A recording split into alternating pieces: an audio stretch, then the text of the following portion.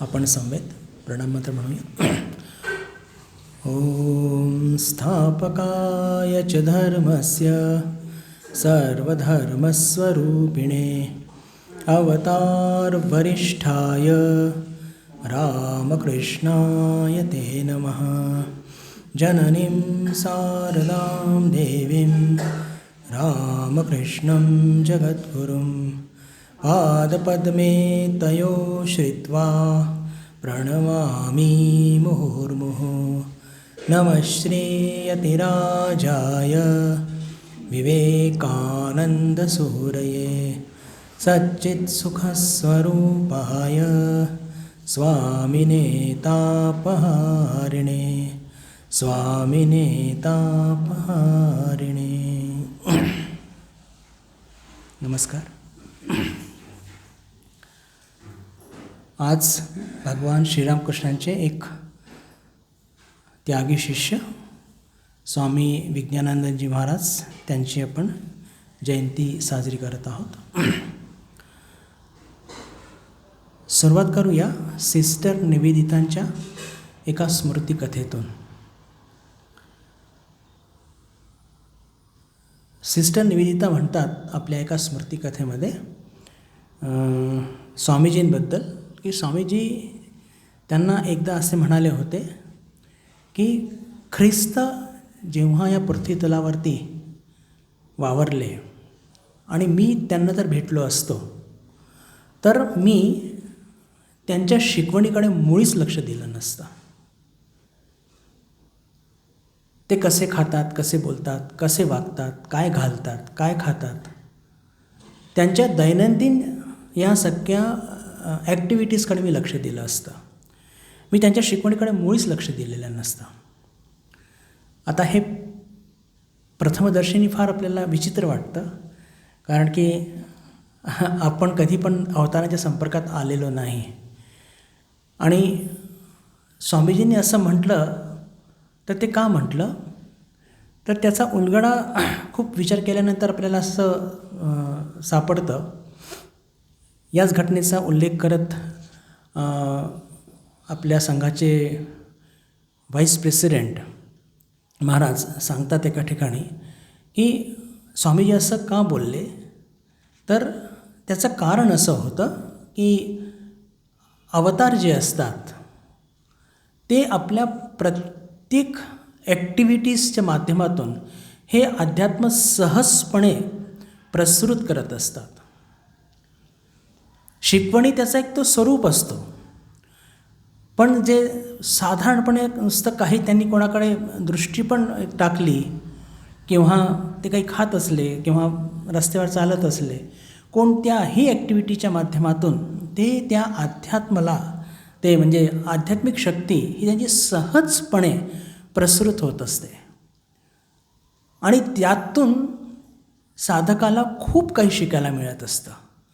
खूप एक तर इन्स्पिरेशन पण मिळतं, खूप प्रेरणा मिळते, खूप दिलासा मिळतो, खूप पाठिंबा मिळतो आणि त्यातून एक सुदृढ आध्यात्मिक जीवन तयार होत असतं. आणि याचं एक स्पष्ट उदाहरण जर घेतलं तर 1881 ते 1886पर्यंत स्वामी विवेकानंद सतत भगवान श्रीरामकृष्णांकडे जातात.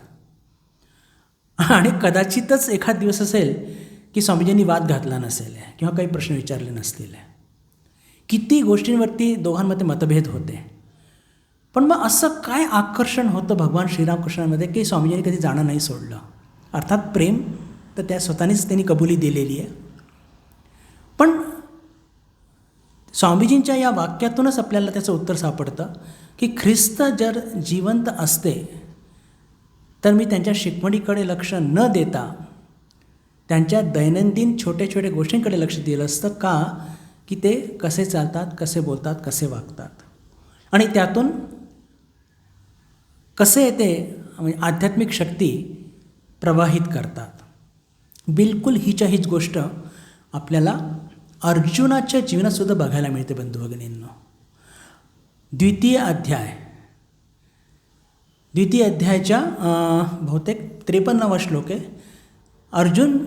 अर्जुनाला जेव्हा भगवान श्रीकृष्ण सांगतात की ब्रह्मज्ञानी महापुरुष कसे असतात, तर तिथे आपल्या शेवटच्या एका म्हणजे द्वितीय अध्यायाचा शेवटचा प्रश्न तिथे अर्जुन विचारतो, स्थितप्रज्ञस्य का भाषा समाधिस्तस्य केशव.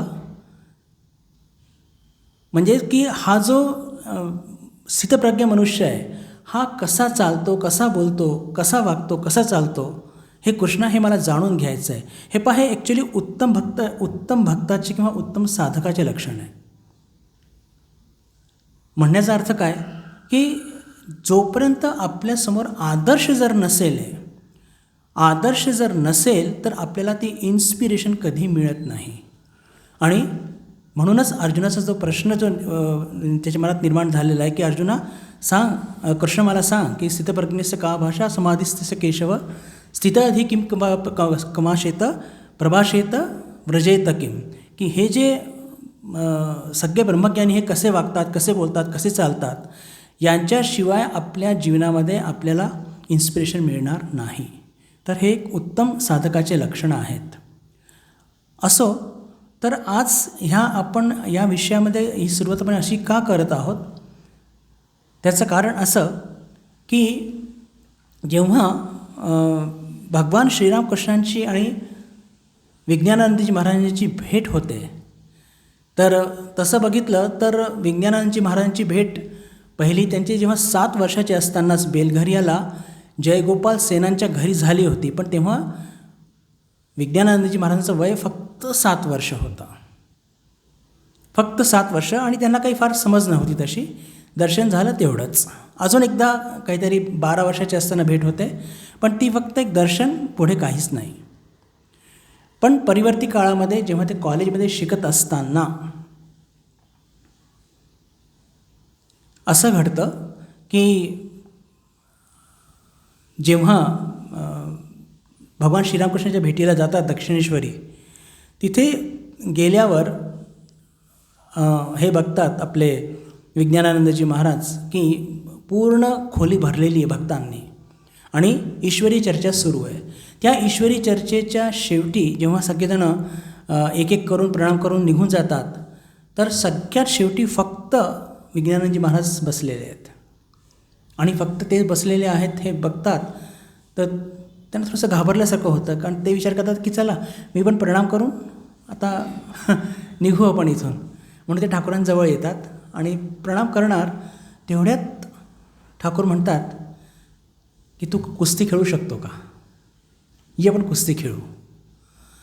आता अशा प्रकारच्या स्थितीला बिलकुल प्रस्तुत नव्हते विज्ञानानंदजी महाराज. पण ठाकूरांनी म्हटलं आहे, विज्ञानानंदजी महाराज 6 फूट उंच आणि बलिष्ठ शरीर, ठाकूरसुद्धा 6 फूट उंच होते, पण शरीर अगदी नाजूक. आणि मनातल्या मनात विचार करतात विज्ञानानंदजी महाराज की हा कसला रे साधू बाबा, याच्याकडे अध्यात्म शिकायला आलो आणि हा म्हणतो मी कुस्ती खेळणार तुझ्याशी. आणि ठाकूर त्याचे दोन्ही म्हणजे दंड पकडतात विज्ञानजी महाराजांचे, आणि विज्ञानजी महाराज फार अलगदपणे ठाकूरांना भिंतीच्या जवळ नेतात आणि टेकवतात. आणि तेवढ्यात भगवान श्रीरामकृष्ण त्यांच्यामध्ये असलेला आध्यात्मिक शक्तीचा प्रवाह, एक झोत, हे विज्ञानजी महाराजच्या शरीरात ते टाकतात आणि जणू काही पूर्ण शरीराची शक्ती त्यांची जणू काही निघून जाते आणि त्यांना एक गभीर ध्यान प्राप्त होतं. आणि फक्त त्यांचा एकच वाक्य त्यांच्या म्हणजे ऐकण्यात येतं विज्ञानजी महाराजांचा की अरे अरे कुस्तीमध्ये तर तू जिंकला, मी हारलो. आता मी जी काही पार्श्वभूमी आपल्या पुढे मांडली त्याचा उलगडा आत्ता होत असेल आपल्या लोकांना की हे जे आध्यात्मिक महापुरुष लोक असतात, अवतार विशेष करून, हे कोणत्या प्रकारे कोणावर कशी कृपा करतील, त्यांच्या साध्या साध्या गोष्टीतून सुद्धा ते आध्यात्मिक शक्तीचा प्रवेश सहजपणे करतात.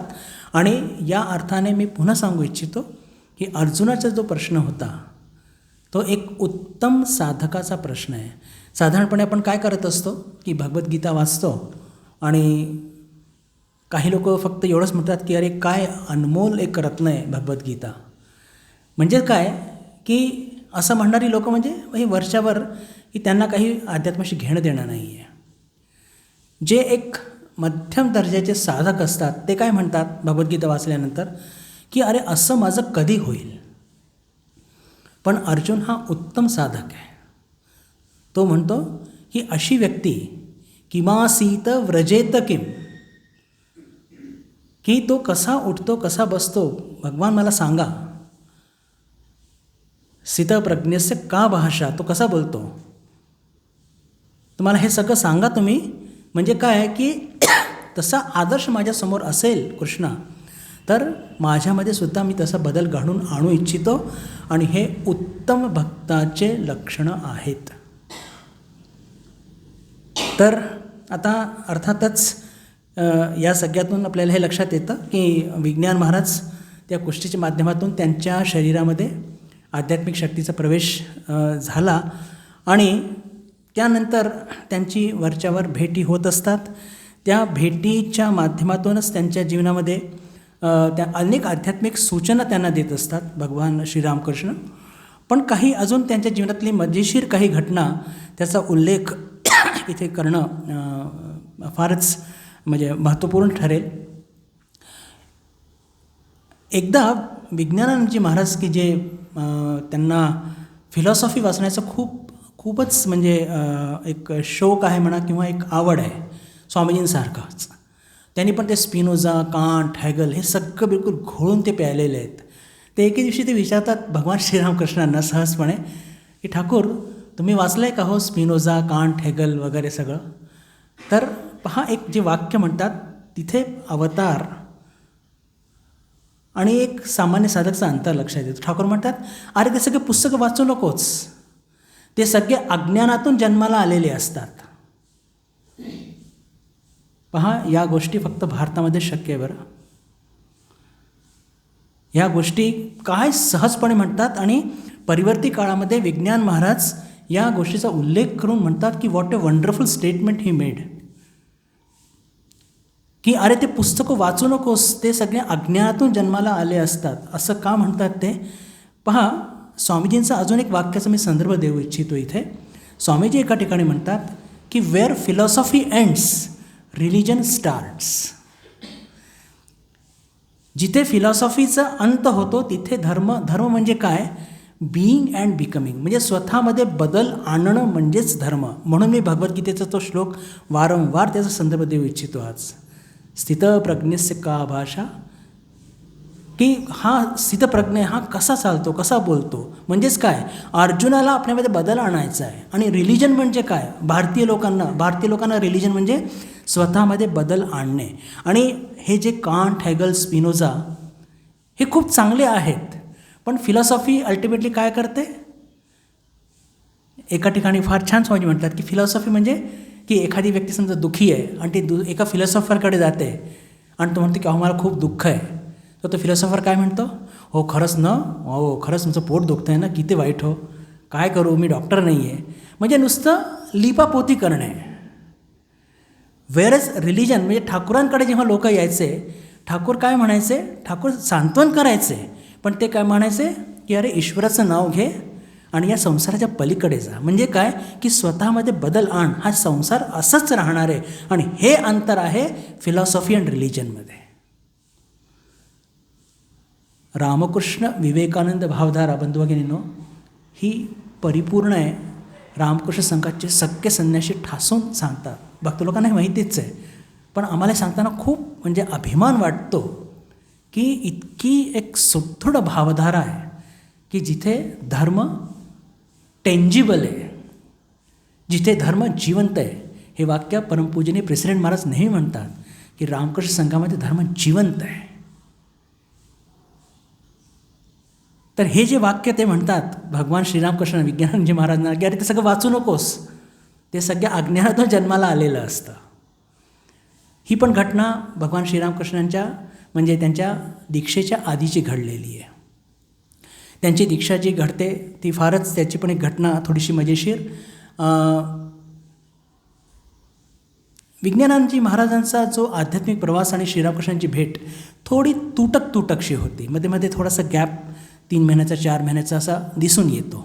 आपण त्यांचा जर म्हणजे इयर वाईज त्याचा स्टडी केला तर तर जवळपास 3-4 महिने जर ते जेव्हा जात नाहीत तर भगवान श्रीरामकृष्णांची ती एक बिलकुल फारच म्हणजे मोठी विशेषता की जर कोणी नाही आलं तर ते त्याला बोलवणं पाठवायचे. आणि जेव्हा विज्ञान महाराज येतात तर ते विचारतात की काय रे बरेच दिवस झाले तू आला नाही.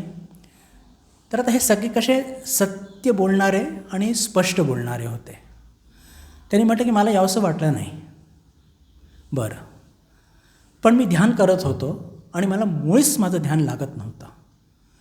हे ऐकल्याबरोबर भगवान श्रीरामकृष्ण त्यांना शिवमंदिरात घेऊन जातात आणि लागलीच तिथे त्यांच्या जिभेवरती म्हणतात ते लिहितात. आणि आपल्या विज्ञानजी महाराज तिथे फार गंभीर असं त्यांना ध्यान प्राप्त होतं. आणि खूप काळ म्हणजे जवळपास काही तास ते ध्यानात मग्न असतात. आणि जेव्हा ते भानावरती येतात तर ते बघतात की भगवान श्रीरामकृष्ण त्यांच्या पाठीवरती हात फिरवत आहेत आणि म्हणत आहेत, आई शांत हो, आई शांत हो. म्हणजे जी कुंडलिनी शक्ती जागृत झाली होती तिला ते शांत करत आहे. ही त्यांची दीक्षा होते. आणि त्या दिवशी ते त्यांना भरपूर काही सूचना देतात आध्यात्मिक जीवनाच्या संदर्भात. आणि त्यांचं आता सारखं येणं जाणं सुरू असताना भगवान श्रीरामकृष्णांकडे काही घटना विज्ञान महाराजांच्या जीवनामध्ये फारच मजेशीर बघणार आहोत आज आपण. एकदा त्यांची इच्छा होते की मी रात्रीवास इथे करावा ठाकूरांच्या बरोबर. ते तशी परवानगी घेतात आणि ठाकूर त्यांना परवानगी देतात. आता रात्रीच्या वेळेस जे भवतारणीचा प्रसाद येतो त्यातला एक छोटासा अंश भगवान श्रीरामकृष्ण घेऊन मग प्रसाद म्हणून जे उपस्थित भक्त असतात त्यांना ते खायला द्यायचे.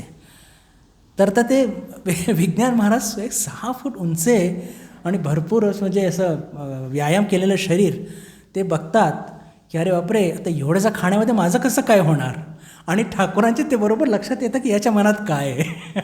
आणि लागलीच ते नहवतमध्ये तेव्हा माताजी असतात ते निरोप पाठवतात की अरे एक इथे एक मुलगा आलेला आहे आणि काही चांगलं करून पाठवा. आणि मग जेव्हा ते माताजी त्याच्याकरता भोजन पाठवतात तेव्हा तृप्त होऊन विज्ञान महाराज जेवण करतात. तर म्हणण्याचा अर्थ काय की भगवान श्रीरामकृष्ण फक्त म्हणजे आध्यात्मिक क्षेत्रातच काळजी घ्यायचे असं नव्हे, त्यांना सगळ्यांची म्हणजे काय मनोदशा आहे हे स्पष्टपणे चांगलं करायचे आणि तशी ते व्यवस्थासुद्धा करायचे. त्यानंतर जवळपास 1886 जेव्हा उजडतं आणि तेव्हा विज्ञान महाराज सेंट झेवियर्समध्ये आपलं म्हणजे जवळपास मॅट्रिकचं एज्युकेशन पूर्ण करून बांकीपूर हे बिहारमध्ये तिथे BAचं अध्ययन करायला जातात.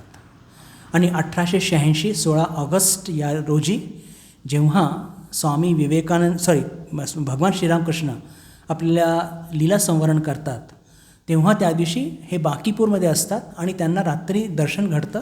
अचानक त्यांच्या पुढे भगवान श्रीरामकृष्ण असे उभे ठाकले आहेत. आणि अशा प्रकारच्या दर्शनाला किंवा अशा विजनला प्रस्तुत नसतात विज्ञान महाराज, प्रस्तुत नसतात. आणि म्हणून ते फार म्हणजे असे चिंतित होतात. तर लागलीच दुसऱ्या दिवशी वसुमती प्रेसमध्ये त्यांना ती बातमी वाचायला मिळते की कलकत्त्यामध्ये भगवान श्रीरामकृष्णांनी आपला ध्येय सोडला आहे आणि ते खूप दुःखी होतात. पण त्यांचं तेव्हाच येणं होत नाही. त्याच्यानंतर ही गोष्ट आहे 1886ची. 1887 साली विज्ञान महाराज हे पुण्यात येतात आणि तेव्हा कॉलेज ऑफ सायन्स नावाने आज आपण जे आहे कॉलेज ऑफ इंजिनिअरिंग पुणे ज्याला म्हणतो, तेव्हा ते कॉलेज ऑफ सायन्स होतं. तिथे सिव्हिल इंजिनिअरिंगच्या अभ्यासाकरता ते येतात आणि तिथे पण त्यांच्या एक आध्यात्मिक महापुरुषांची एक ओळख असते की ते फार कनवाळू असतात आणि तितकेच दृढ निश्चयी पण असतात. तर 2 छोट्या घटनेचा उल्लेख इथे करणं फार म्हणजे योग्य राहील की त्यावेळेस असा नियम होता की जो मुलगा 4 वर्षाचे जेव्हा जे कोर्स होता 4 वर्षी जो क्रमांक पहिला किंवा दुसरा ज्याला येईल त्याला गव्हर्मेंट जॉब डायरेक्ट मिळून जाईल. आणि विज्ञान महाराजांना हे माहिती होतं की ते नक्कीच हे मार्ग पटकावून म्हणजे त्याला पहिला किंवा दुसरा तर मिळणारच. पण त्यांच्या वर्गामध्ये राधिका प्रसाद रॉय नावाचा एक अत्यंत गरीब मुलगा होता आणि जर मी हा नंबर पटकावला तर ह्या मुलाला नोकरी मिळणार नाही. आणि हा विचार करून ते 1 वर्ष पूर्ण घालवतात. पहा, ही घटना अत्यंत म्हणजे आजच्या या परिस्थितीमध्ये फारच बोलकी वाटते. का? कारण की एक मुलगा दुसऱ्या मुलगाकरता आपलं संपूर्ण वर्ष घालवतो आहे.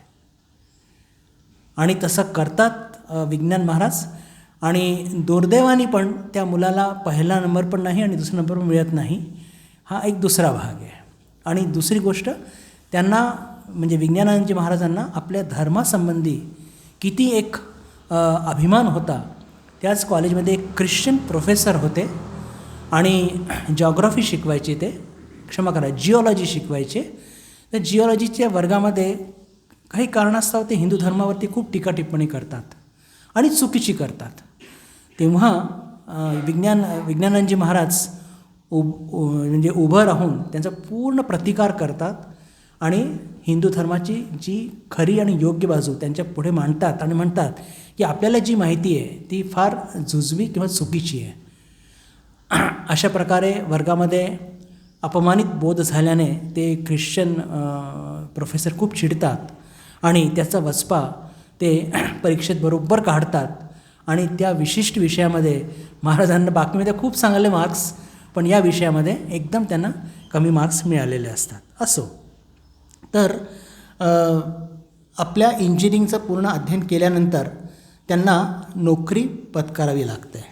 आता हा काळ तुम्हाला सांगतो बंधू भगिनींनो, जवळपास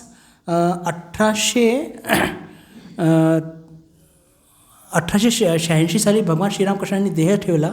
तेव्हा ते होते बाकीपूरला. त्याच्या 1 वर्षानंतर म्हणजे 87ला ते येतात पुण्याला. म्हणजे 1891 तर 1896पर्यंत जवळपास 5 ते 6 वर्ष ते तब्बल त्यांना नोकरी करतात. आता पहा, भगवान श्रीरामकृष्णांनी देह सोडल्यानंतर वराहनगर मठाची स्थापना झालेली आहे आणि तिथे अनेक त्यागी शिष्य गोळा झालेले आहेत. पण विज्ञान महाराज तिथे योग देऊ शकत नाही. कारण काय? कारण असं की विज्ञान महाराजांचे जे वडील होते ते फार लहानपणीच त्यांनी देह ठेवला होता. आणि 6 भावंडांपैकी हे सगळ्यात मोठे. तर आपल्या लहान भावंडांची सगळ्यांची म्हणजे शिक्षणाची व्यवस्था करणे, त्यांना स्थिर स्थावर करणे, ही पूर्ण जबाबदारी महाराजांवरती होती आणि ती त्यांनी पूर्णपणे पार पाडली. आणि 1896पर्यंत त्यांनी ब्रिटिश सरकारची नोकरी केली. आणि आजसुद्धा बाकीपूर ते वाराणसी हा एक फार मोठा रस्ता असं म्हणतात, मी तर काही बघितलं नाही, पण त्याचा जो सर्वे करण्यात आलेला होता त्यावेळेस तो महाराजांनी स्वतःच्या देखरेखीमध्ये केलेला होता. आणि मग अशा प्रकारे महाराजांनी थोडं अर्थार्जन केलं. घरामध्ये सगळेजण जेव्हा स्थिर स्थावर झाले आणि जरी हे जवळपास 6 वर्ष महाराज नोकरी करत होते, पण ते रामकृष्ण संघाशी पूर्णपणे म्हणजे त्यांचा संपर्क होता. आणि वराहनगर मठ म्हणा किंवा आलमबाजार मठ, इथे संन्यासी महाराजांशी त्यांचा संपर्क होता आणि यथासाध्य आर्थिक सहाय्यसुद्धा ते पाठवायचे. त्याच्यानंतर 1896 साली आलमबाजार मठामध्ये ते जाऊन ते रामकृष्ण संघात ते प्रवेश करतात आणि संन्याससुद्धा घेतात. 1896 साली म्हणजे स्वामी विवेकानंद अमेरिकेत आहेत. जेव्हा स्वामी विवेकानंद आपला पश्चिमचा प्रथम दौरा पूर्ण करून 1897 साली भारतात परत येतात आणि भारताची परिक्रमा करून पुन्हा जेव्हा ते आलमबाजार मठात येतात, तर ते पहिलं एक मोठं काम जे हातात घेतात तर ते म्हणजे विज्ञान महाराजांना घेऊन उत्तर भारत आणि राजस्थान फिरायला जातात. त्यांच्या या म्हणजे फिरतीचं कारण काय होतं की विभिन्न मंदिरं बघणे, जेणेकरून की भगवान श्रीरामकृष्णांचं जे एक प्रस्तावित मंदिर बेळूर मठात ते तयार करणे. आणि ते तयार करणे म्हणजे स्वामीजींचा असा एक विचार होता की भगवान श्रीरामकृष्ण त्यांचं जीवन म्हणजे एक पार्लिमेंट ऑफ रिलिजन्सच आहे.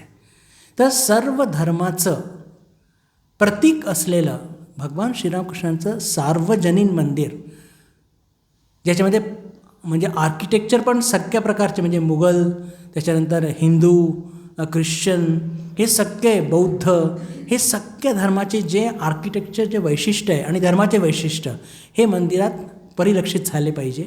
आणि म्हणून स्वामीजी त्यांना घेऊन फिरतात आहे, मंदिरं दाखवतात आहे आणि त्यांच्या सगळ्या संकल्पना त्यांना सांगतात आहे. आणि विज्ञान महाराज इतके हुशार. आता तुम्ही म्हणाल की तुम्हाला कसं माहिती ते इतके हुशार? तर त्याची फक्त एकच पावती देऊ इच्छितो की स्वामीजींनी जे काहीही इतके म्हणजे थाउजंड्स ऑफ आयडियाज त्यांना सांगितले आणि जेव्हा त्यांनी पहिला नकाशा तयार केला स्वामीजींनी तो एका झटक्यामध्ये तो पास केला. फक्त थोडेफार काही चेंजेस सांगितले. पहा केवढी मोठी गोष्ट आहे की आपण आता एक छोटंसं काहीतरी वास्तू उभारण्याकरता इतकी प्लॅनिंग करतो आणि त्याच्यामध्ये आपल्याला नेमकं काय पाहिजे आपण कदाचित नीट त्या आर्किटेक्टला सांगू शकत नाही किंवा जे काही घडत असतं. पण इतके मल्टी डायमेन्शनल आयडिया स्वामीजी सतत सांगत आहेत. म्हणजे पूर्ण तो 3 की 4 महिन्याचा प्रवास इतके वास्तू ते बघत आहेत. आणि जेव्हा त्यांनी एक फायनल ड्रॉईंग तयार केली तर स्वामीजींनी त्यात थोडे काही सूचना दिल्या जुजवी. पण स्वामीजींना तो त्यांचा जे नकाशा तो पूर्णपणे तो आवडला आणि तो त्यांनी अप्रूव्ह केला. आणि स्वामीजी निश्चिंत झाले की स्वामीजीला माहिती होतं की ते फार जगणार नाही आहेत. पण त्यांच्या हयातमध्ये तो नक्षा झाला म्हणजे मंदिर असंच तयार होणार हे त्यांना बिलकुल खात्री होती. आणि त्या नव्या मंदिराचं म्हणजे काम जेव्हा सुरू झालं तो त्याच्या आधी जुनं मंदिर जे आपण बघतो बेलूर मठात आहे तिथे ठाकूरांची फोटोची स्थापना झालेली होती. आणि नाट मंदिर आपण जे मुख्य मंदिर आहे नाट मंदिरची कार्य स्वामीजींच्या हयात असताना ते थोडंफार सुरू झालेलं होतं. आता हे काम सुरू झालं पण प्रचार प्रसारचा कार्य पण सुरू झाला पाहिजे. आणि जवळपास 1900 साली स्वामीजी आदेश देतात. म्हणजे पहा बेलूर मठाच्या नाट मंदिराचं काम सुरू झालेलं आहे. त्याची जबाबदारी पण यांच्यावरतीच आहे. आता इकडे स्वामीजी आदेश देऊन राहिले आहेत आपल्या विज्ञानानंदजी महाराजांना की तू आता इलाहाबादला जा आणि तिथे काम कर. आणि धन्य आहेत ते गुरु आणि धन्य आहेत ते शिष्य. म्हणजे एका बाजूला इतकं महत्त्वपूर्ण काम सुरू आहे पण त्यांना हे विश्वास आहे की हा तिथे राहूनसुद्धा मध्ये मध्ये येऊन हे मार्गदर्शन करू शकतो. आणि आपल्या गुरुबंधूंची आज्ञापालन करून 1900 साली ते इलाहाबादला म्हणजे प्रयागराजला जातात. आणि आता काय सुंदर म्हणजे व्यवस्था आहे की जमीन तयार आहे सगळं तयार आहे. पण जेव्हा महाराज तिथे जातात तेव्हा फक्त तिकिटाचे पैसे बाकी काहीच नाही. मग तिथे कुठे राहायचं तर हे फार इंटरेस्टिंग आहे आणि फार याला म्हणतात की प्रेरणादायी पण आहे. ब्रह्मवादीन क्लब नावाचा एक तिथे भक्त लोकांचा एक क्लब होता. तिथे लोक ध्यानधारणा करायचे धर्म ग्रंथ वाचायचे वगैरे असा तो क्लब होता. त्या क्लबच्या खालच्या म्हणजे मजल्यावरती मालक राहायचे. वरती 2 खोल्या ते तो क्लब चालायचा. एक 10x10 एक 10x18 आणि बाहेर एक वरांडा होता त्याला छत नव्हतं. तर जिथे छत नव्हतं आता ते हे महाराज आले तर आता हो या महाराज तुम्ही राहा आम्ही तुमची काळजी घेऊ. काळजी काय घेऊ तर जिथे छत नाही आहे त्या वरांड्यात राहायचं आणि रात्री झोपायला आतमध्ये यायचं. त्या 10x10च्या खोलीमध्ये ध्यान लोक करायचे ते तिथे राहू शकत नाही. तर रात्री झोपायचं कुठे तर ते 10x18ची खोली जिथे लायब्ररी पण आहे जिथे ऑफिस पण आहे मग तिथे झोपायचं. बरं मग आंघोळीला त्रिवेणीवरती जायचं. जास्त नाही 3-4 किलोमीटरच लांब आहे पायी. आणि त्यानंतर बरं मग वॉशरूम वरती आहे तर वरती वॉशरूम आहे तर वरती तिथे जायचं. बरं मग जेवायचं काय तर केरोसिनचा स्टोव आहे आणि तांदूळ ठेवलेलेच आहे. तर भात शिजवायचा त्यातच भाजी टाकायची ते शिजवायचं खायचं आणि ठाकूरांचं नाव घ्यायचं आणि प्रचार करायचा. तर असं 1 आठवडा नाही 1 महिना नाही तब्बल 10 वर्ष महाराजांनी काढले. तब्बल 10 वर्ष अशा स्थितीत काढले. आणि विशेष म्हणजे की जे सांगायचं 2 गोष्टी तिथे फार महत्त्वाच्या घडल्या त्या ब्रह्मवादीन क्लबमध्ये. एक तर महाराज फार सुरुवातीच्या काळीमध्ये फार अबोल होते. खूप अंतर्मुखी झालेले होते. जर कोणी काही आध्यात्मिक प्रश्न घेऊन यायचं या त्यांच्याकडे यायचे महाराज फक्त 3 सूचना द्यायचे. ते म्हणायचे की लहानपणी तू वर्गात काय शिकला आहेस. 2-3 गोष्टी सांगतो आपण की खोटं बोलायचं नाही, कोणाला त्रास द्यायचा नाही, कोणाच्या वस्तू हिसकून घ्यायच्या नाही, बस बस म्हणे. हे 3च तू फॉलो कर. काही शंकर भाष्य नाही, काही रामानुज भाष्य नाही, कठोपनिषद नाही किंवा काही नाही. ऐकून घ्यायचे थोडंफार, पण जेव्हा काय करायचं आहे नेमकं तर म्हणायचं की तू जर या 3 गोष्टीचं पालन केलं, एक्झॅक्टली 3 गोष्टी सांगितली त्यांनी, की खोटं बोलू नकोस, कोणाला त्रास देऊ नकोस आणि कोणाचं काही हिसकून घेऊ नकोस. एवढं जर केलं ना तर तुला खूप शांती लाभेल, तुझी आध्यात्मिक प्रगतीसुद्धा होईल. इतक्याशा सूचना देऊन ती त्याला विदा करायचं आहे. आणि एक जे महत्त्वाचे घडलं म्हणजे आपण आत्ताच चर्चा केली की महाराज त्रिवेणीवर स्नान करायला जायचे. तर त्रिवेणीला जेव्हा स्नान करायला जायचे तर एक दिवस महाराजांना म्हणजे महाराजांचा नियम होता की गंगेची स्तुती करायची, नंतर स्नान करायचं आहे. तर गंगेची स्तुती करत असताना अचानक गंगेतून एक अत्यंत दिव्य आणि अत्यंत सुंदर अशी एक युवती येते. आणि ती युवती, त्यांचं सौंदर्य म्हणजे इतकं दिव्य, इतकं निर्मळ, म्हणजे मातृत्व ओसंडून वाहत आहे, इतकं त्या प्रेमात दिलासा आहे. तर ते दिव्य सौंदर्य बघून जसं एक लहान बाळ आपल्या आईकडे बघतं, एकटक बिलकुल 6 महिन्याचं मांडीवरती, तसं महाराज बघू लागले. आणि ही आई कोण आहे त्यांना ध्यानातच येईना. कोणीतरी दिव्य आहेत, देवी आहेत एवढं फक्त लक्षात येतं. ते आईचं स्वरूप आणि त्या आईचा दिलासा, त्या आईचा पाठिंबा ते त्यांना ध्यानात येतं आहे. पण नेमकं कोण आहेत तर अचानक दिसतात की त्या मातेच्या डोक्यावरती 3 वेण्या आहेत आणि खूप लांब सडक केस आणि त्या 3 वेण्या. ते बघितल्यावर ते मग महाराजांच्या स्मरणात येतं की अरे ही तर त्रिवेणी आहे, गंगा यमुना सरस्वती. आणि जेव्हा स्नान केल्यानंतर ते पुन्हा जेव्हा मठाकडे जायला निघतात तर ती आई पुढे पुढे जात आहे आणि मागे मागे महाराज जात आहेत. आता हे दर्शन सत्य आहे की नाही ते राजा महाराज तेव्हा हयात होते, पत्र लिहितात आणि ते पूर्ण वर्णन करतात. तर राजा महाराजांनी पुष्टी केलेली आहे की तुला झालेलं दर्शन ती साक्षात त्रिवेणी आईच आहे. आपल्या पत्रात लिहितात राजा महाराज की हे पहा, कोणतंही दर्शन सत्य आहे की नाही. आता मी सांगतो बरं रामकृष्ण मिशन काय आहे. पहा, आपण अनेकदा ऐकतो, कोणी म्हणतं मला लाल लाईट दिसला, कोणी म्हणतो पिवळा दिसला, कोणाला हिरवा दिसला वगैरे वगैरे. पण एखादं दर्शन सत्य आहे की नाही ह्याची ओळख कशी करावी. तर कसं असतं की एखादं दर्शन आपल्याला झालं, एखादं विजन झालं तर त्या दर्शनातून आपल्याला दिव्य आनंद, म्हणजे की एखादी वस्तू मिळाल्याचा आनंद असतो तो फार वेगळा असतो. पण जो दिव्य आनंद असतो तो इतका अनिर्वचनीय असतो आणि त्या दर्शनाचे ठसे आपल्या मनावरती असे उमटलेले असतात की आपण कधी विसरू शकत नाही. एखाद्या लहानपणाचा आपला मित्र, त्याचं नावसुद्धा विसरून गेलो आपण,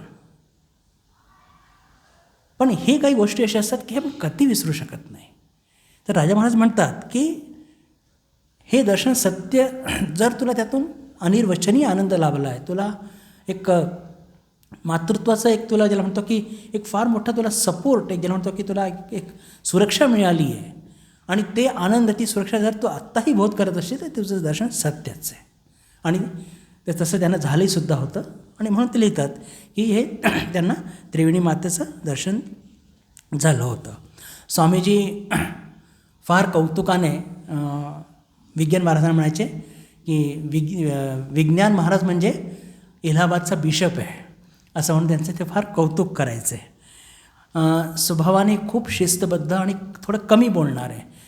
महाराजांचं वैशिष्ट्य काय होतं की ज्यांच्याशी गट्टी जमली ना तर खूप बोलायचं आहे, पण सामान्य किंवा नवीन लोकांशी फार त्या अंतरावरती ठेवायचे आणि खूप स्ट्रिक्ट राहायचे.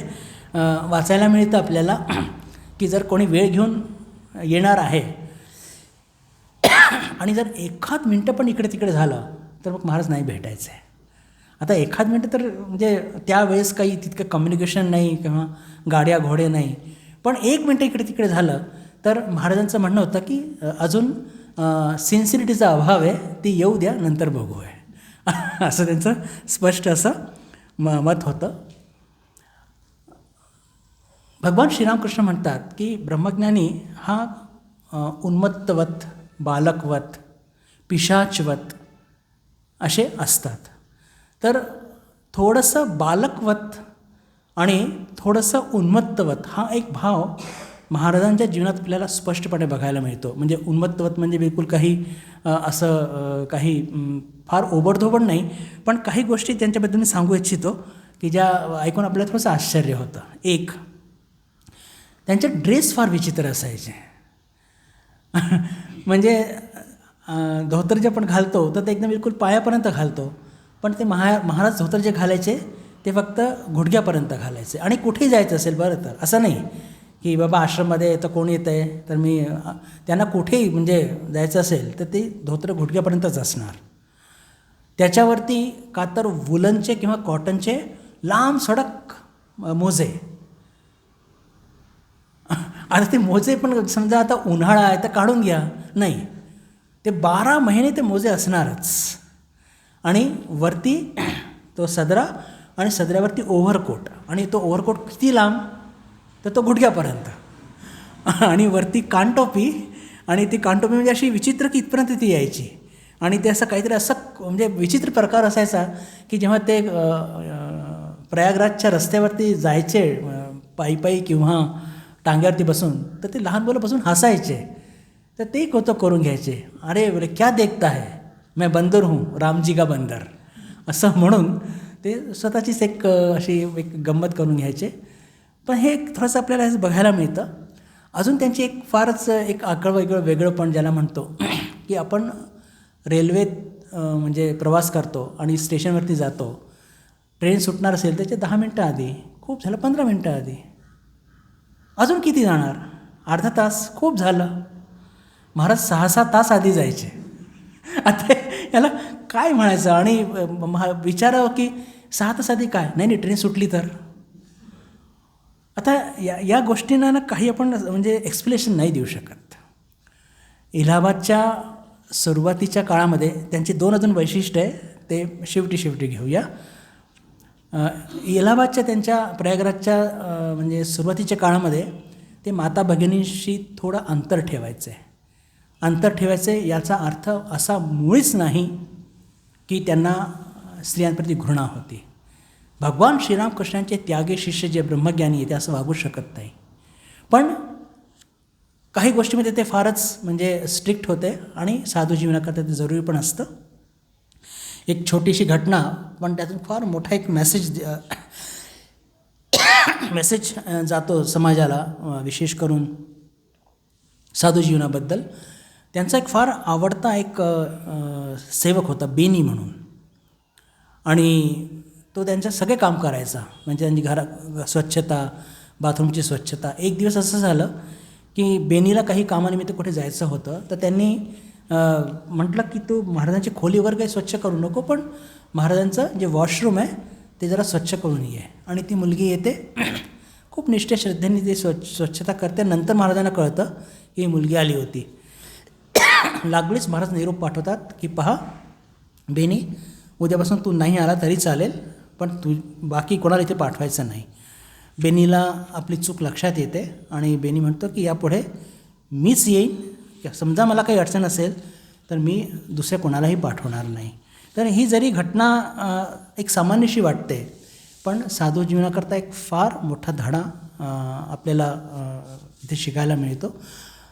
विशेष करून त्यांच्या संदर्भात शिवानंदजी महाराज एका ठिकाणी फार एक गमतीशीर वाक्य म्हणतात, कारण की त्यावेळेस ते खूप स्ट्रिक्ट होते ब्रह्मवादीमध्ये राहत असताना, की म्हणे, किंवा आश्रम नवीन झालं होतं इलाहाबादचं, की विज्ञान महाराजांच्या आश्रममध्ये जर एक माशी आणि जर ती स्त्री असेल तर तिला शिरकाव नाही आहे, असे त्यांचं एक छाप झाली होती.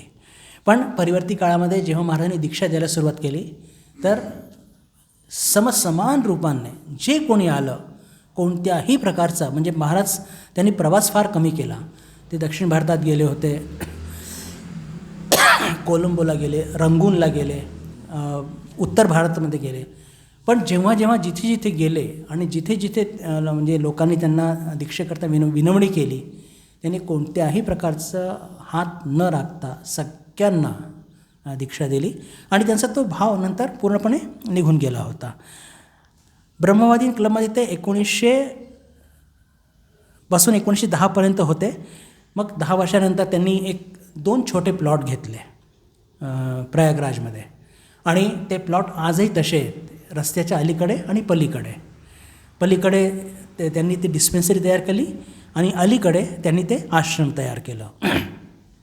सुरुवातीच्या काळामध्ये आपण बघतोच, आपला अनुभव आहेच, की आश्रमामध्ये कुक नसतात आणि अनेक प्रकारच्या अडचणी असतात.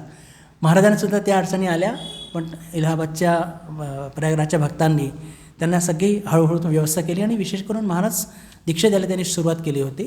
तर सगळ्या भक्तांनी त्यांना खूप सहाय्य केलं आणि मग त्याच्यानंतर हळूहळू आश्रमाची व्यवस्थामध्ये सगळ्या काही गोष्टी सामील झाल्या. महाराजांचं अजून एक वैशिष्ट्य की आपण साधारणपणे ऐकतो की सुबोधानंदजी महाराज खूप चहाचे शौकीन होते, पण त्यांच्यापेक्षा जास्त शौकीन विज्ञान महाराज होते. फक्त त्यांचा शौक फार वेगळा होता आणि तो कसा की सुबोधानंदजी महाराजांना चहा पाहिजे, तो कसाही असू देत, पण महाराजांना खूप महागडे चहा प्यायची खूप इच्छा म्हणजे शौक होता. महागडे म्हणजे कसं की वास्तविक महाराज अत्यंत कंजूस होते बरं, पैसा मुळीच सुटायचा नाही, पण त्यांना असे ज्याला म्हणतो ना की खूप कॉस्टली असे चहा ज्याला म्हणतो ना, दार्जिलिंग टी वगैरे ज्याला म्हणतो, असे ते चहा जे असतात ते म्हणजे विकत घ्यायचे आणि एक टी पार्टी करायची. अच्छा, तर त्यांच्या टी पार्टीमध्ये काही खूप असे प्रतिष्ठित लोक यायचे का? नाही. हमाल, टांगेवाले, ते काहीतरी कामगार लोक, तर कुठे ते गवंडी जे असते आसपास, त्या सगळ्यांना बोलवायचे, या चहाची पार्टी आहे. आता त्या लोकांना ते इतका कॉस्टली चहा वगैरे काही प्यायची सवय नाही. त्याचं तर असं म्हणतात की त्याचा ॲरोमावरनं त्याची किंमत ठरत असते. 100 रुपये किलो त्यावेळेस, की 50 रुपये किलो, 150 रुपये किलो वगैरे वगैरे. त्यांना काय कळायचं, पण ते असे बिलकुल आयटीत बसायचे आणि ते चहा तयार करायचे. हा 150 रुपये किलो आहे बरं. आणि मग स्वतःहून काय कसा आहे, आता ते सगळे विचारे हो मान डोलायचे, महाराज खूप छान आहे बरं, असं करून तो महाराजांची एक तुष्टी करायचे. पण त्यात महाराजांना खूप आनंद मिळायचा. पण त्यांच्या टी पार्टीमध्ये हेच सगळे लोक असायचे, म्हणजे असे खूप ज्यांना चहाचे जाणकार वगैरे आहेत आणि त्यांना बोलून ते करतात, ते असं कधी बघायला मिळालं नाही. महाराज ट्रस्टीसुद्धा झाले रामकृष्ण मठ आणि रामकृष्ण मिशनचे. आणि जेव्हा अखंडानंदजी महाराज प्रेसिडेंट झाले रामकृष्ण संघाचे, तेव्हा महाराजांनी व्हाईस प्रेसिडेंट व्हावं अशी सगळ्यांनी इच्छा प्रकट केली, सगळे जे वरिष्ठ संन्यासी त्यावेळेसचे होते. पण हे काही केल्या तयार होत नव्हते, कारण की आपला जो एक नियम आहे की एखाद पद स्वीकार केलं तर ते पद स्वीकार केलं आहे असं लेखी द्यावं लागतं. आणि हे त्या म्हणजे आपल्या अखंडानंदजी महाराज जे अध्यक्ष होते, ते पत्रावर पत्र पाठवतात ते, पण तिकडून काहीच उत्तर येत नाही आहे. आणि त्यांना आता कसं राजी करावं, मोठं अवघड म्हणजे प्रसंग निर्माण झाला. तर मग काय केलं, आपल्या अखंडानंदजी महाराजांनी एक युक्ती लढवली. आता त्यांचं एक वैशिष्ट्य पुन्हा बघा बरं, म्हणजे मोठं गमतीशीर आहे. महाराजांना फाउंटन पेनचा फार शौक होता. विभिन्न प्रकारचे कॉस्टली कोणी त्यांना गिफ्ट करायचे आणि ते सगळं असं म्हणतात की अर्धा बॉक्स फाउंटन पेन त्यांच्याकडे होता. आता किती वापरतो आपण, 1-2 आवडला तिसरा घ्या, एखादा लाल शाईचा, एखाद्या हिरवा शाईचा, 4-5 एवढे ते पेन घेऊन करणार काय. पण ते काय असतं, हे ब्रह्मज्ञानी लोक असेच असतात, कशावरती त्यांचा जीव येईल. आणि मग समजा असं कोणी थोडंसं त्याने इंटरेस्ट दाखवला एखाद्या भक्तानी फाउंटन पेनबद्दल, मग ये इकडे ये, ते बॉक्स उघडून बिलकुल लहान मुलाच्या स्टाईलमध्ये, हा पेन असा आहे, तो पेन तसा आहे, आणि त्या पेनची सगळी इतकी सुंदर निगा त्याला स्वच्छ करायचे कापडाने, त्यातले ती नीप जी आधीची नीप इंक पेन असायचे ना, नीप स्वच्छ करणे, आणि म्हणजे जसं काही काय प्रिसाईज वस्तू आहे ती. आणि मग हे दाखव, हा इंग्लंडचा आहे, हा इथून दिला आहे, हा त्यांनी दिला आहे, असं मग सगळं पेन दाखवायचे. तर त्यांची ही म्हणजे हा शौक लक्षात होता अखंडानंदजी महाराजांना. त्यांनी म्हटलं की हे विज्ञान, जर ते मी तुला हे पत्र पाठवतो ॲक्सेप्टन्सचा, तू जर याच्यावरती साईन करशील तर मी तुला खूप चांगला फाउंटन पेन देईन आहे, पण तू आधी साईन करून पाठव, नंतर देईन आहे, ही अट होती. तर महाराज पण काही कच्च्या गोळ्या खेळलेल्या नव्हत्या. त्यांनी लागलीच प्रतिउत्तर पाठवलं, आधी फाउंटन पेन पाठवा, मी त्याच पेननी साईन करेन. म्हणजे त्यांना हे कसे असतात ब्रह्मज्ञानी, ते पद वगैरे त्यांना नको असतं, आधी फाउंटन पेन द्या. आणि खरंच अखंडानंदजी महाराजांनी तो फाउंटन पेन पाठवला आणि त्याच पेननी महाराजांनी ॲक्सेप्टन्सवरती सिग्नेचर करून बेलमठात पाठवला. असे सरळ आणि साधे, ज्याला म्हणतो ना, लौकिक अर्थाने आपल्याला फार विचित्र सगळं वाटतं, पण हे फार सगळं म्हणजे म्हणजे एक विलक्षणच सगळं हे जग आहे. एक श्लोक भागवतमध्ये आहे, त्याचा मी अर्थ फक्त लिहून आणलेलो आहे, की हे ब्रह्मज्ञानी म्हणजे कसे असतात, की हे अत्यंत विवेकी असतात. विवेकी असतात म्हणजे कधी पण अडकत नाही सांसारिक प्रलोभनामध्ये. पण जगामध्ये वागताना ते कसे वागतात, ठाकूरांनी सांगितलं, जगामध्ये वागताना का तर उन्मादवत, वेड्यासारखे किंवा बालकवत, पिशाचवत असेच वागतात. अत्यंत कुशाग्र बुद्धीचे असतात, पण वागताना एकदम मूर्खासारखे कधी कधी वागतात. शास्त्रज्ञ असतात, पण त्यांचं बिहेवियर आपल्याला असं वाटतं की वेडे आहेत की काय. आणि सगळ्यात शेवटी म्हणजे सत्यामध्ये प्रतिष्ठित असून समाजाचे सामान्य नियम कानून ते पालन करत नाही. म्हणजे आपण कसे समाजाचे नियम कानून एक शिस्तबद्ध जगतो ना, असं करायचं नाही, तसं करायचं नाही, लोक काय म्हणतील, पण या सगळ्यांचे ते पलीकडे असतात. तो श्लोक मला काही सापडला नाही, पण आला की मी तुम्हाला नक्की दाखवेन. त्याचा खूप हा सुंदर अर्थ आहे. महाराजांचं एक जे वैशिष्ट्य, की ज्यांच्याशी त्यांची गट्टी जमायची ना, मग ते खूप हाशी म्हणजे गंमत जमतसुद्धा करायचे. आणि जर एखाद्याशी नाही जमलं किंवा नवीन ओळख आहे तर फार अंतर ठेवायचे. तर एक असाच ब्रह्मचारी आला आणि त्याच्याबरोबर महाराजांची खूप गट्टी जमली. तर त्याला एक दिवशी म्हणतात महाराज खूप सिरियसली, चल माझ्याबरोबर, मी तुला कृष्णाची बासुरी ऐकवतो. आता महाराजांची काय प्रतिष्ठा, ब्रह्मज्ञानी महाराज आहेत आणि म्हणतात ते कृष्णाची बासुरी ऐकवतील आहे. तर म्हणे जेवणानंतर जाऊया आपण. इतकं गंभीरने सांगितलं की बस तो मुलगा इतका सकाळपासून उत्सुक की आज कृष्णाची बासुरी ऐकायला मिळणार आहे. आणि मग जेवण वगैरे झालं आणि म्हणे चल माझ्याबरोबर आता कृष्णाची बासुरी ऐकायला. आणि त्याला घेऊन गेले. कुठे तर एक रोड तयार होत होता आणि ते रोड तयार होत असताना ते एक रोड रोलर असतो की नाही, त्या रोड रोलरला त्याच्या एक शिट्टी असते, ते ड्रायव्हरमध्ये तो शिट्टी वाजवतो. तर तिथे घेऊन गेले आणि जसंच त्या ड्रायव्हरने ती शिट्टी वाजवली, हे पाही कृष्णाची बासुरी आहे म्हणे. तो बिचारा ब्रह्मचारी हातप्रप झाला, कारण त्याला असं वाटलं की अरे एवढे व्हाईस प्रेसिडेंट महाराज आणि ते स्वतः आता कृष्णाची बासुरी ऐकवतील म्हणजे काहीतरी स्पिरिच्युअल काहीतरी आपल्याला मिळणार आहे. पण बघितलं तर ते कृष्णाची बासुरी म्हणजे त्या रोड रोलरची शिट्टी होती ती. अशा खूप गमती जमती.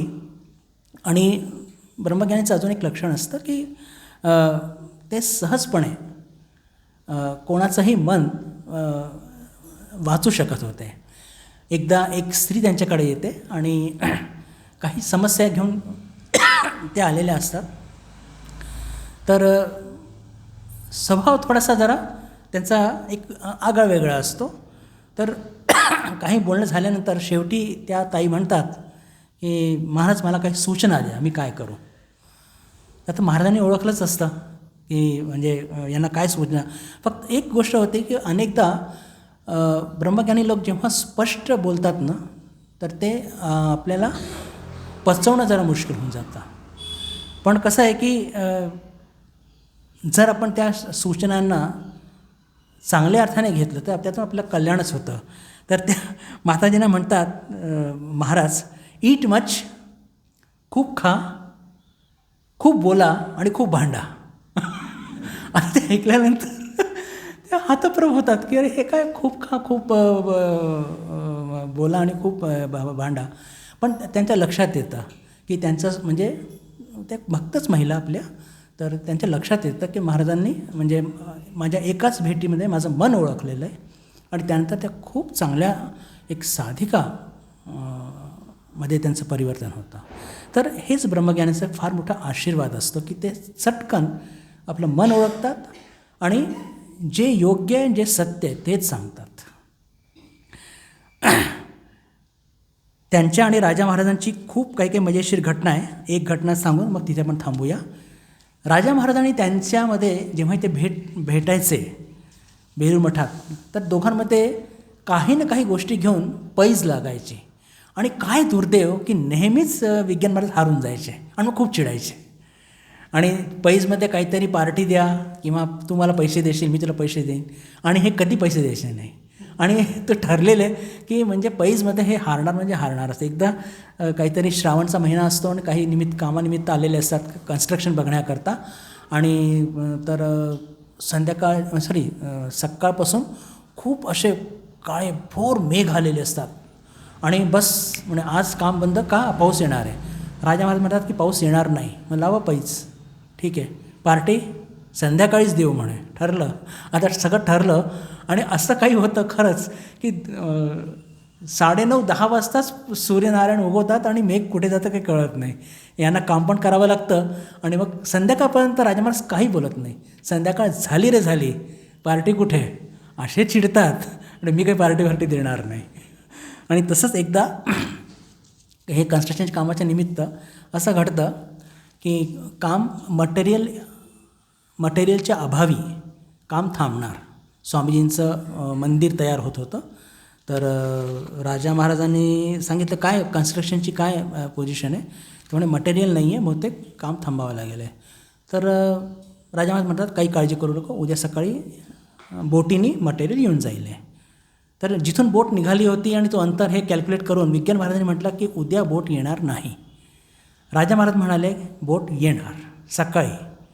लागले पैज, लागले पैज. मग ठरलं की इतके पैसे जो हारेल त्याला द्यावे लागते.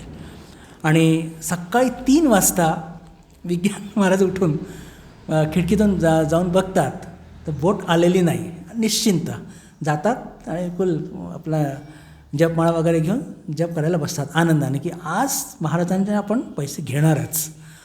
आणि त्याचे 10-15 मिनटानंतर महाराज उठतात आणि ते बघतात तर घाटावरती बोट लागलेली आहे. तेही उठतात जपमाळा घेऊन आनंदाने मंदिरात जाऊन बसतात. आता हे दोघंही जेव्हा येतात आणि नाश्त्याच्या टेबलवरती भेट होते तर दोघंही या आनंदामध्ये की मी जिंकलेलो आहे.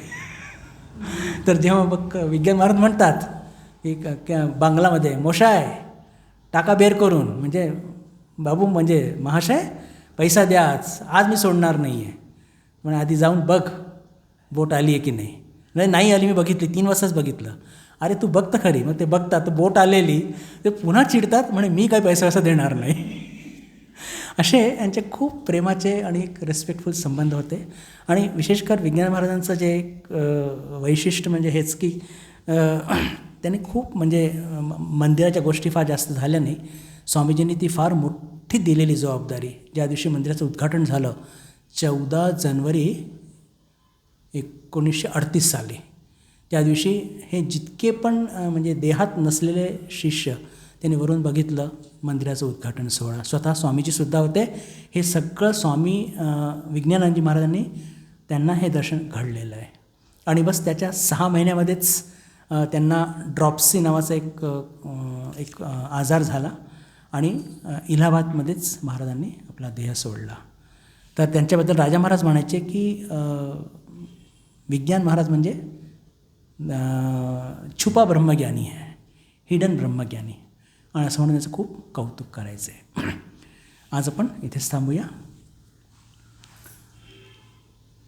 ओम शांती शांती शांती. हरि ओम तत्सत. श्रीरामकृष्णार्पणमस्तु.